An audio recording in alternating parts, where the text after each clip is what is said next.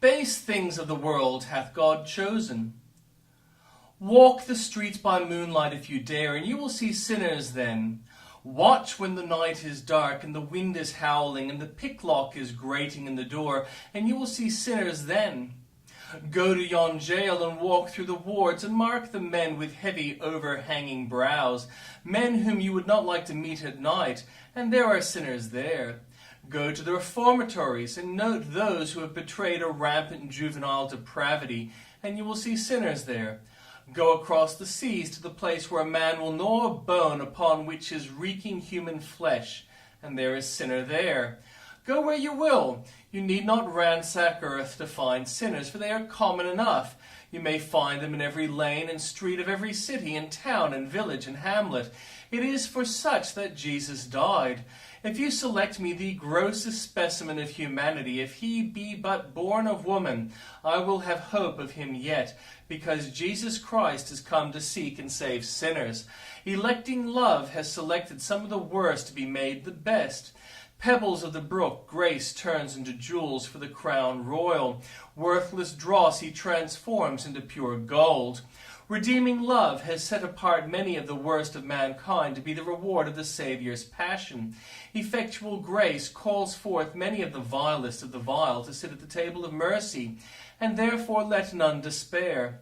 Reader, by that love looking out of Jesus' tearful eyes, by that love streaming from those bleeding wounds, by that faithful love, that strong love, that pure, disinterested and abiding love, by the heart and by the bowels of the Saviour's compassion, we conjure you to turn away as though it were nothing to you, but believe on him and you shall be saved. Trust your soul with him, and he will bring you to his Father's right hand in glory everlasting.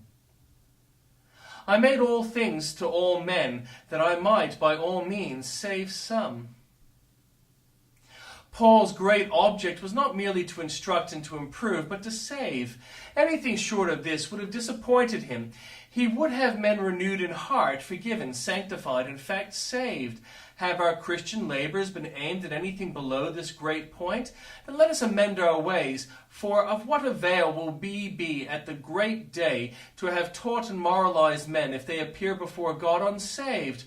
Blood red will be our skirts be, if through life we have sought inferior objects and forgotten what men needed to be saved.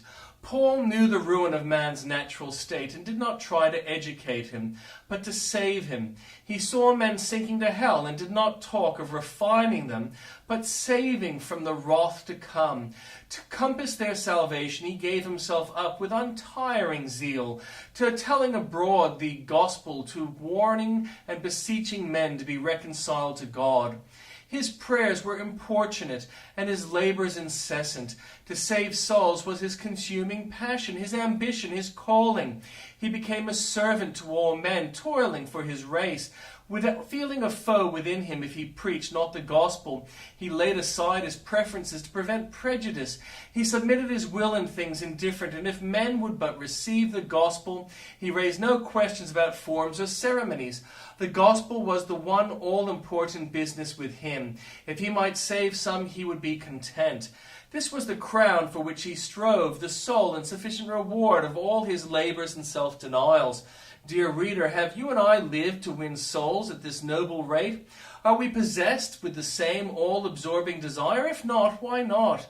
Jesus died for sinners. Cannot we live for them? Where is our tenderness? Where our love to Christ? If we seek not his honor in the salvation of men, oh, that the Lord would saturate us through and through with an undying zeal for the souls of men.